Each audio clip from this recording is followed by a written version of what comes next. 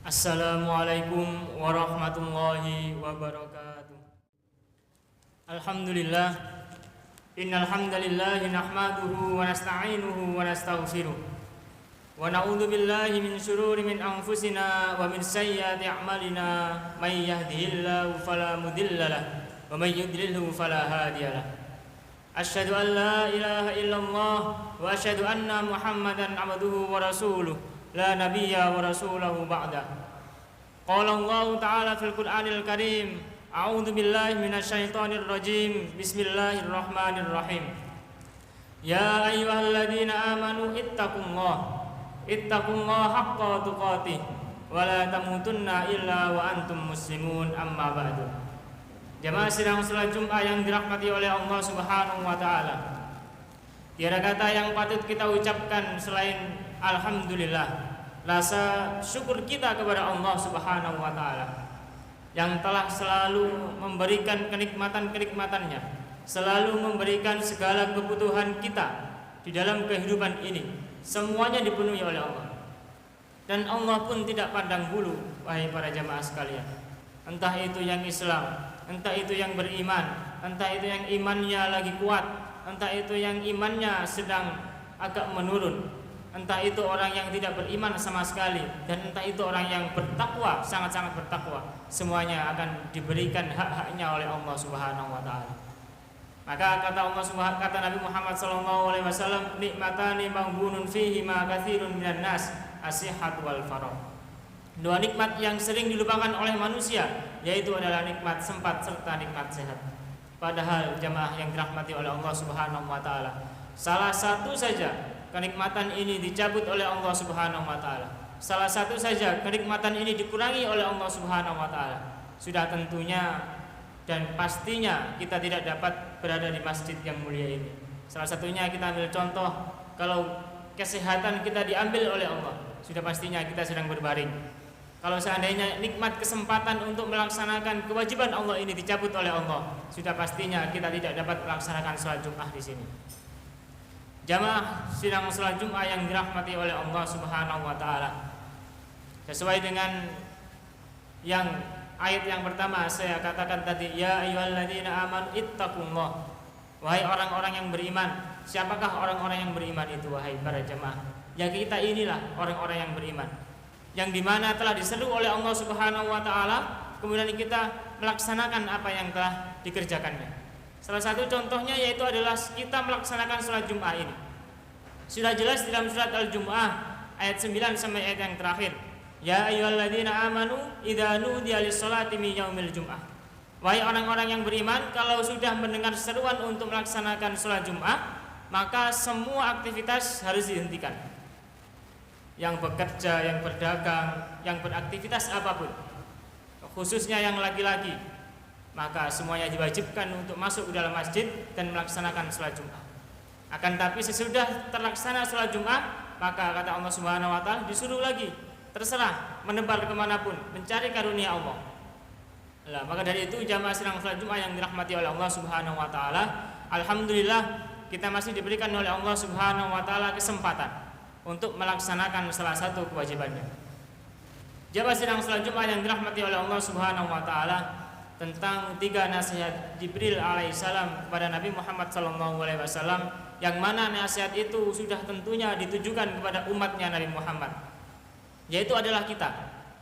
Jadi nasihat itu disampaikan oleh Jibril alaihissalam kepada Nabi Muhammad, akan tapi yang diperuntukkan itu adalah diperuntukkan untuk umatnya Nabi Muhammad, yaitu adalah untuk kita. Maka kata Nabi Muhammad sallallahu alaihi wasallam, atani Jibril alaihi wasallam, datang kepadaku Jibril alaihissalam. Kemudian Jibril itu mengatakan, kata Nabi Muhammad, faqala ya Muhammad isma syi'ta fa innaka mayyitun. Itu yang pertama. Wahai Muhammad, lakukan sesukamu, akan tetapi ingatlah kamu itu nanti akan menjadi mayit. Jamaah sidang salat Jumat yang dirahmati oleh Allah. Jadi kata malaikat Jibril ini, terserah kita mau melakukan apa. Life is choice, hidup adalah pilihan. Kita mau baik, silahkan. Kita mau berbuat buruk, silahkan. Semuanya ada di tangan kita. Kalau kita mau baik, maka nanti akan disiapkan oleh Allah balasan yang baik. Kalau kita berbuat keburukan, maka disiapkan oleh Allah balasan yang keras, yang pedih. Siksanya sudah siap. Maka dari itu jamaah sidang salat Jumat yang dirahmati oleh Allah, hadis lain menyebutkan idza lam tastahi fasna ma syi'ta. Apabila engkau sudah tidak memiliki rasa malu, maka lakukan sesukamu. Jadi memang kata Nabi Muhammad di lain hadis lagi, al-haya'u minal iman. Sebagian keimanan itu ada terletak pada rasa malu. Jadi kita melakukan malu mencuri, malu berbuat jelek, malu tidak menutup aurat. Maka dari itu kata Nabi Muhammad tadi, idza lam tastahi fasna ma syi'ta. Kalau kamu sudah tidak punya rasa malu, silahkan mabuk-mabukan di tengah jalan, mengumbar aurat di tengah jalan, berzina di tengah jalan, melakukan hal-hal yang buruk yang tidak disukai oleh Allah dan Rasulnya di sembarang tempat, di area terbuka. Dan itu jamaah sidang salat Jumat yang dirahmati oleh Allah sekarang sudah terlihat. Banyak sekali orang-orang yang berzina di luar, di alun-alun, kemudian mereka dengan bangganya memamerkan aurat-auratnya. Kemudian ada yang berminum minuman keras, berpesta dan lain sebagainya. Dan itu sudah terjadi wahai para jamaah. Maka dari itu kata Nabi Muhammad, idza lam tastahi fasna ma syi'ta. Kalau kita masih memiliki keimanan, masih memiliki rasa malu, maka marilah kita jauhi apa-apa yang telah dilarang oleh Allah dan Rasulnya. Ingat kata Nabi Muhammad SAW, kullu ummati yadkhulunal jannah illa man aba. Ada illa man aba. Semua umat Nabi Muhammad itu akan masuk ke dalam surga illa man aba, kecuali orang-orang yang enggan. Siapakah orang-orang yang enggan ini wahai Rasulullah? Yaitu adalah orang yang tidak menjalankan apa-apa yang telah ditentukan oleh Allah dan Rasulnya. Faman raghiba an sunnati falaysa minni, yaitu orang-orang yang tidak mengakui sunnah-sunnah Nabi Muhammad, yang tidak mengikuti Allah dan Rasulnya, yaitu adalah orang-orang yang enggan. Sudah tahu perintah Allah dan Rasulnya A, akan tetapi tidak dilakukan. Sudah tahu larangan-larangan Allah dan Rasulnya itu adalah B, akan tetapi masih tetap dilakukan. Maka dari itu jamaah sidang salat Jumat yang dirahmati oleh Allah, pesan Jibril ini yang pertama adalah lakukan sesukamu, kamu pasti akan menjadi mati. Jadi sudah mati ini sudah paten. Idza jaa ajaluhum la yastakhiruna sa'atan wa la yastaqdimun. Kalau sudah waktunya mati, jam 8.00, jam 12.00 ya mati. Tidak akan dapat diajukan dan tidak akan dapat diundurkan. Mau tidak mau harus menerima. Maka dari itu, watazawwadu fa inna khairaz zadi taqwa. Marilah kita mencari amal atau mencari bekal, dan sebaik-baik bekal itu adalah ketakwaan kita kepada Allah Subhanahu wa taala. Bagaimana caranya kita mempertambah takwa kita kepada Allah? Yaitu adalah dengan selalu memikirkan apapun yang kita lakukan ini seakan-akan dilihat oleh Allah Subhanahu wa taala. Maka dari itu jamaah sidang salat Jumat yang dirahmati oleh Allah Subhanahu wa taala, pesan Jibril yang pertama yaitu adalah semuanya pasti bakal menjadi mayit. Kemudian pesan Jibril alaihi wasallam yang kedua kepada Nabi Muhammad sallallahu alaihi wasallam yaitu adalah wahbib man syi'ta fa innaka mafariqu. Cintailah sesuatu apapun, cintailah apa yang engkau cintai, akan tadi mafariqu, engkau nanti akan mendapatkan perpisahan. Entah itu manusia berbangga, manusia mencintai istrinya, mencintai perempuan, mencintai hartanya, mencintai jabatannya, apapun yang di dunia dicintai oleh manusia itu, akan tapi perlu diingat mafariqu, maka semuanya itu akan berpisah pada saat manusia itu telah meninggal dunia. Maka dari itu jamaah sidang salat Jumat yang dirahmati oleh Allah Subhanahu wa taala, Allah Subhanahu wa taala berfirman bagi orang-orang yang berbangga dengan hartanya di dalam surat At-Taubah ayat yang ke-129. Yauma yuhma 'alaiha fi nari jahannam fatuqwa biha jibahuhum wa junubuhum wa dhuhuruhum. Hadza ma kanastum li anfusikum fadhuqu ma kuntum taknizun. Jadi ini adalah ayat yang ditujukan kepada orang-orang yang berbangga dengan hartanya. Dia menyembunyikan emasnya, dia menyembunyikan uangnya, dia menyembunyikan peraknya. Semua hartanya disembunyikan, tidak dikeluarkan sedikit pun untuk di jalan Allah Subhanahu wa taala. Yang mana artinya ingatlah pada hari ketika emas dan perak dipanaskan di dalam neraka. Di dalam neraka jahanam, lalu disetrikakan pada dahi pada lambung dan punggung mereka seraya dikatakan, inilah apa harta yang dahulu kamu simpan untuk dirimu sendiri, maka rasakanlah akibat dari apa yang selama ini kamu simpan. Jadi sudah jelas ayat Allah Subhanahu wa taala kepada orang-orang yang menyimpan hartanya, tidak mengeluarkan untuk sedekah, tidak mengeluarkan untuk berjuang di jalan Allah Subhanahu wa taala, akan tapi harta itu disimpan terus. Maka kata Allah Subhanahu wa taala, ingatlah pada hari nanti, hari akhir nanti, emas dan perak apapun harta itu akan dilelehkan oleh Allah Subhanahu wa taala. Kemudian lehannya itu akan disetrikakan kepada dahi, kepada lambung dan seterusnya. Jamaah sidang salat Jumat yang dirahmati oleh Allah Subhanahu wa taala, perlukah kita menarik ke dalam sejarah yang tertulis di dalam Al-Qur'an bagaimana seorang Qarun yang membanggakan atas kekayaannya, bagaimana tidak mungkin berbangga padahal kunci-kunci gudang emasnya dipikul oleh 10 orang yang berbadan tinggi besar, akan tetapi masih tidak kuat.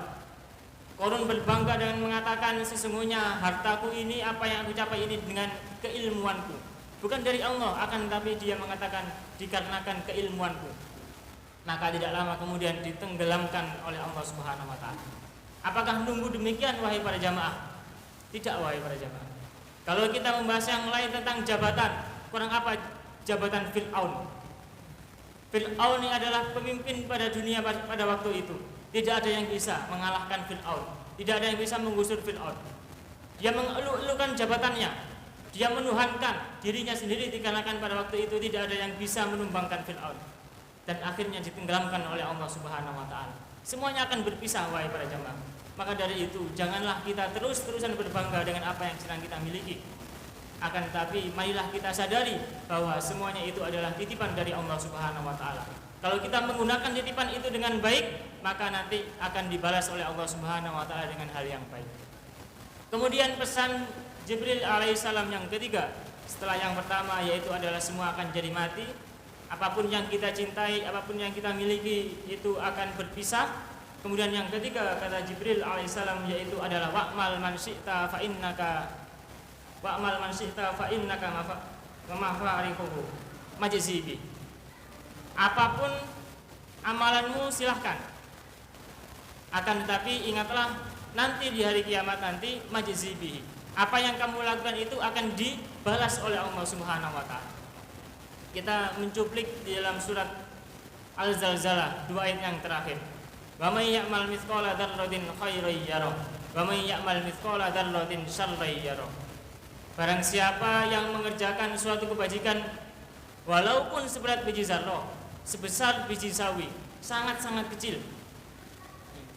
Kuku lebih kecil daripada kuku. Sebesar biji itu. Akan tapi kata Allah Subhanahu wa taala akan dibalas oleh Allah Subhanahu wa taala. Pun sebaliknya, barang siapa yang mengerjakan suatu kejelekan, suatu keburukan, walaupun itu seberat biji zarrah, seberat biji sawi, maka akan tetap dibalas oleh Allah Subhanahu wa taala. Maka dari itu jamaah sidang salat Jumat yang dirahmati oleh Allah Subhanahu wa taala, 3 pesan ini marilah kita renungkan dengan baik-baik. Apakah kita sudah tidak berbangga dengan apa yang kita miliki? Apakah kita sudah beramal dengan cukup? Apakah bekal kita untuk akhirat nanti sudah cukup? Maka kata Nabi Muhammad SAW, apabila anak turun Adam mati, idza mata ibnu Adam in qata amaluhu illa thalath. Apabila anak cucu Adam ini mati, maka semuanya akan terputus kecuali 3 hal. Yaitu adalah shadaqatun jariyah, au ilmu yantafi'u bi, au waladun shalihun yad'una. Yaitu yang pertama adalah sedekah jariyah. Apakah dengan harta kita sudah berinfak kepada Allah Subhanahu wa taala? Jamaah sidang salat Jumat yang dirahmati oleh Allah, perlu kita ketahui kata Nabi Muhammad tentang harta ini wahai para jamaah. Suatu ketika yaqulul abd mali mali mali innama lahu mimalihi illa thalathun, kata Nabi Muhammad. Banyak hambaku, banyak orang-orang yang mengatakan hartaku, hartaku, hartaku. Dia memuja harta-hartanya, dia berbangga dengan harta-hartanya. Padahal kata Nabi Muhammad, tidaklah harta manusia itu hanya 3. Jadi sesungguhnya harta manusia itu hanya 3, yaitu yang pertama adalah apa yang dia makan akan habis. Minuman telah kita minum, itu adalah harta kita. Makanan yang sudah masuk ke dalam perut kita itu adalah harta kita. Kemudian yang kedua adalah apa yang kamu pakai akan usang. Rumah, meskipun kita bangun baru, akan tetapi setelah tua menjadi usang. Baju, meskipun kita beli baru, lama-kelamaan akan menjadi usang. Motor, meskipun kita beli baru, lama-kelamaan akan menjadi usang. Itulah harta kita. Apa yang sedang kita pakai, apa yang sedang kita makan, itulah harta kita. Akan tetapi itu cuma sementara, wahai para jamaah. Kemudian kata Nabi Muhammad yang ketiga yaitu adalah apa yang dia berikan, apa yang ia sedekahkan, maka itulah harta yang sesungguhnya. Jadi yang terakhir wahai para jamaah yaitu adalah harta yang kita sedekahkan. Bukan berarti harta kita yang di bank, kemudian harta kita yang kita simpan di dalam dompet itu bukan harta kita. Itu adalah harta yang belum menjadi milik kita. Kecuali kita sudah menggunakan hal itu, maka itu akan menjadi milik kita. Harta yang ada di dompet kita belikan makanan, kemudian makanan itu kita makan, itulah harta kita. Akan tapi sebelum harta itu kita pakai, itu masih belum menjadi harta kita.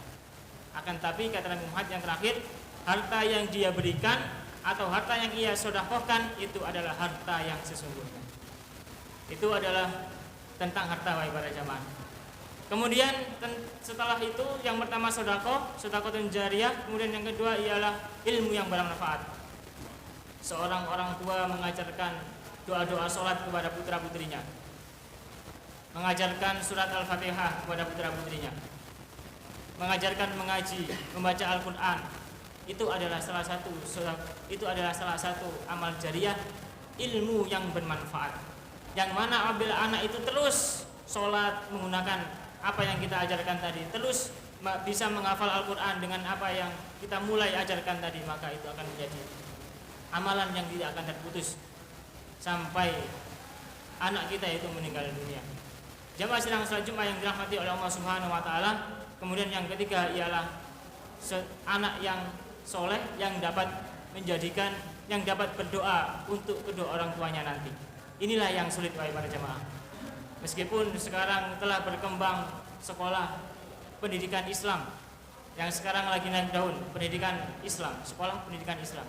Akan tetapi pendidikan Islam belum tentu dapat mencetak kader-kader yang bergenerasi Islami. Memang setiap hari disekoki oleh kegiatan-kegiatan Islami, akan tetapi selagi anak itu masih berkeliaran di sekitar yang dapat kita ketahui, entah itu ngopi di warkop, entah itu main apapun itu, kemudian dengan kata-kata yang sungguh luar biasa dilontarkan mereka dengan keras, maka itu belum cukup untuk membentuk karakter seorang yang Islami wahai para jamaah. Akan tetapi sekarang banyak sekali pesantren-pesantren Muhammadiyah yang telah berdiri. Marilah kita titipkan kepada pesantren-pesantren itu biar karakter Islami itu terbentuk di dalam dirinya wahai para jamaah. Mungkin itu khutbah yang pertama yang dapat kami sampaikan. Aku qauli hada wastaghfiru innahu huwal ghafurur rahim.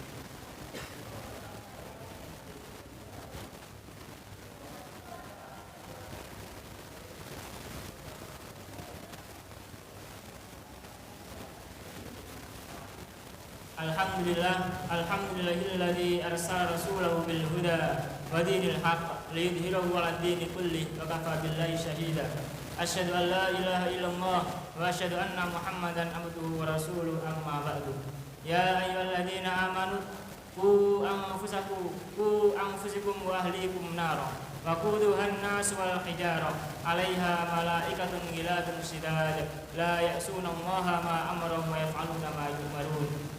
Di khutbah yang kedua ini Allah Subhanahu wa taala berfirman, wahai orang-orang yang beriman, qu anfusakum wa ahlikum nara, jagalah dirimu dan keluargamu dari api neraka.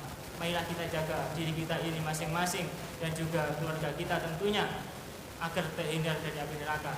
Yang mana kata Allah Subhanahu wa taala, api neraka itu bahan bakarnya dari batu dan banyak manusia. Yang para penjaganya, para malaikatnya tidak akan mendurhakai apa-apa yang telah diperintahkan oleh Allah Subhanahu wa taala. Maka dari itu jamaah sidang salat Jumat yang dirahmati oleh Allah, marilah kita terus meningkatkan ketakwaan kita kepada Allah Subhanahu wa taala. Ingat, watazawwadu fa inna khairaz zadi taqwa. Sebaik-baik bekal adalah ketakwaan kepada Allah Subhanahu wa taala.